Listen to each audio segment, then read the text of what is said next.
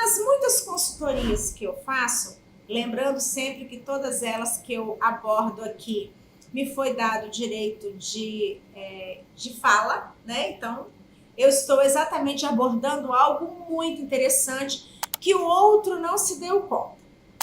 Estava eu entrando numa consultoria, tá? Das muitas que eu faço, e lá era um casal jovem, né? Eles estavam morando num prédio. Aqui em Vitória tem bairros distantes, tem um bairro mais classe média e tem um bairro um pouco melhor, numa classe um pouquinho melhor, e eles estavam exatamente nesse período de migração. Eles me chamaram para fazer a consultoria ali, naquele apartamento antigo, né? E iriam ir para o outro apartamento. Ambos eram advogados.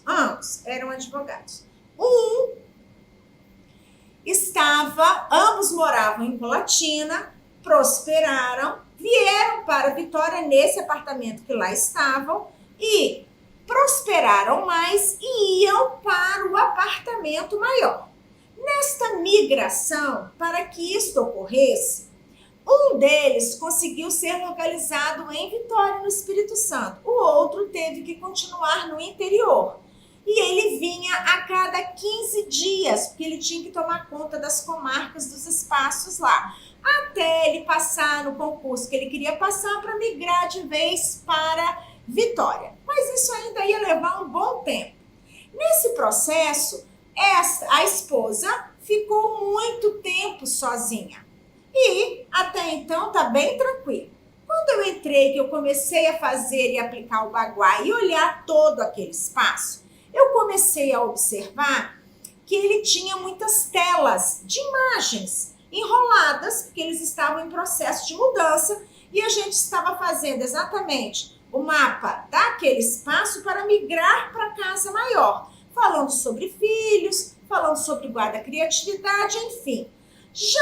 Eu já tinha mapeado a casa toda, tinha observado que o quarto estava muito frio, o quarto estava meio gélido, o quarto não tinha muita vida, o quarto estava como se fosse um quarto de passagem, meio branco, meio off-white, né? Assim, bem clean. Parecia que não tinha pertença ao quarto. Aí eu comecei a ficar com a minha anteninha ligada, assim, opa, tem alguma coisa errada aí.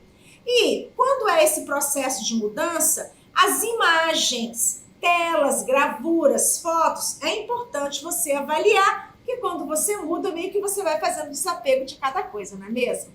Aí ele virou para mim e falou assim, então, Mônica, para a gente fechar, eu tenho 4 telas aqui que eu comprei nas muitas viagens que eu fiz para fora do país, em especialização, e eu amo essas telas. Isso o marido falando. Tá? Não foi nem a esposa, foi o marido falando. Eu amo essas telas, acho elas maravilhosas e eu quero que você me diga o melhor lugar dentre o Guá, né? Para ele ativar melhor, para ficar melhor a energia. Nossa, eu tô doida para ver isso. E aí abriu as telas. Ele foi abrindo uma a uma. Uma em especial era alegre, viçosa, né?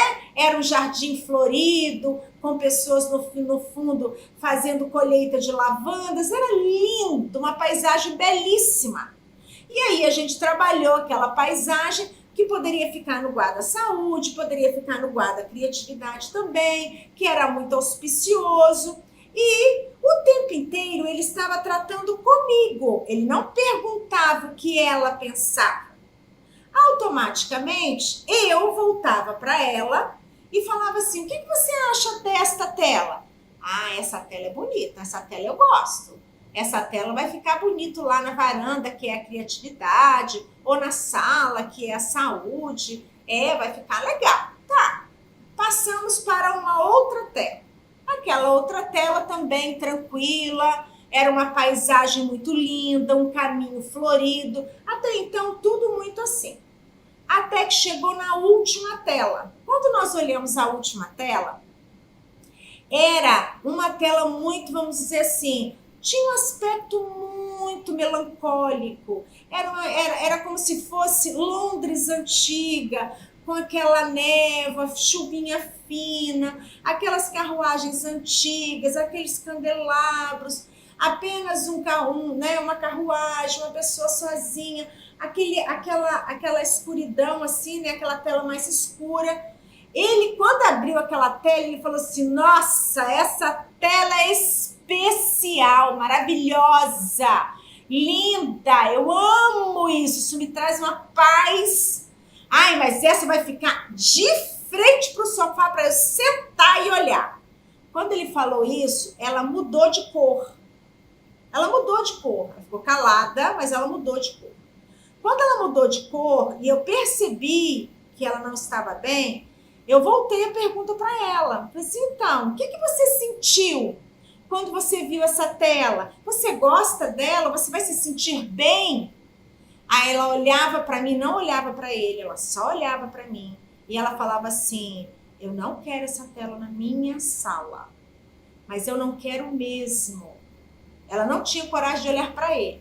Ela voltava de novo. Essa tela me traz melancolia, essa tela me traz tristeza, essa tela me deprime.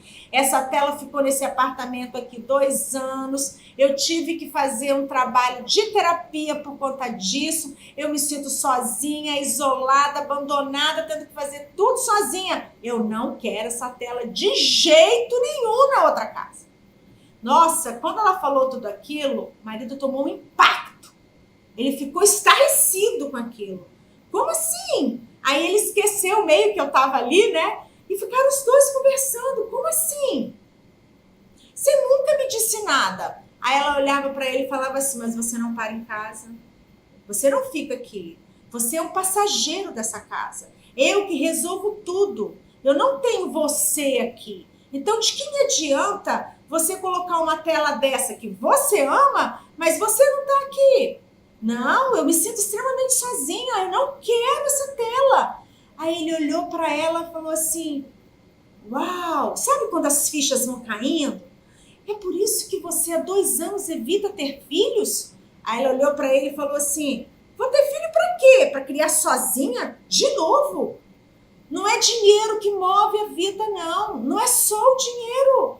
Eu estou muito angustiada. Eu não quero isso. Eu quero ir para uma casa onde tem alegria e eu quero meu marido dentro dela. É simples assim. E ali foi assim, houve uma catarse de emoção por conta de uma imagem.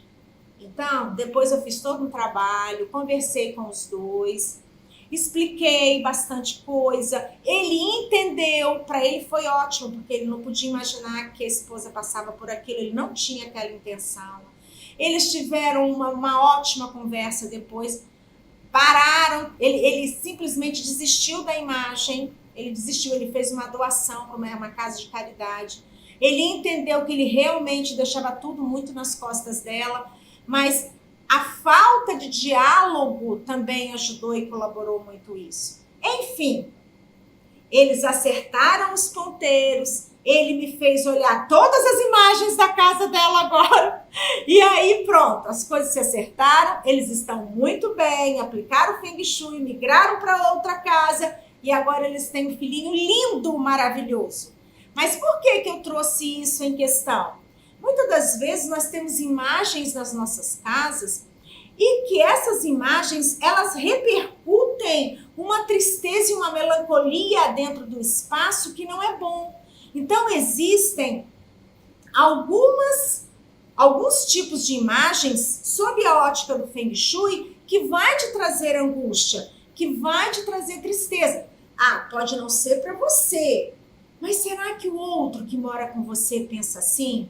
Então, antes de você colocar uma imagem dessa, ou com algo similar, procura ver com a família. Feng Shui trabalha com equilíbrio familiar. É para trazer o equilíbrio da natureza para dentro da sua casa. Para você e para aqueles que você ama. Tudo bem se você mora sozinho, mas aí verifica se você, ao ver essa imagem ou algo similar a ela, o que você sente? O que ela te lembra? Qual é a memória que ela te traz? Se realmente, quando você adquiriu, você estava no melhor da sua vida. Porque às vezes a gente adquire peças em momentos de melancolia e tristeza que fez todo sentido, mas hoje não faz mais. Então, precisamos ter clareza. Isso para quem tem casa grande, isso para quem é jovem e vai morar agora sozinho, isso para quem vai alugar um quarto, isso para quem vai casar, morar junto, não importa.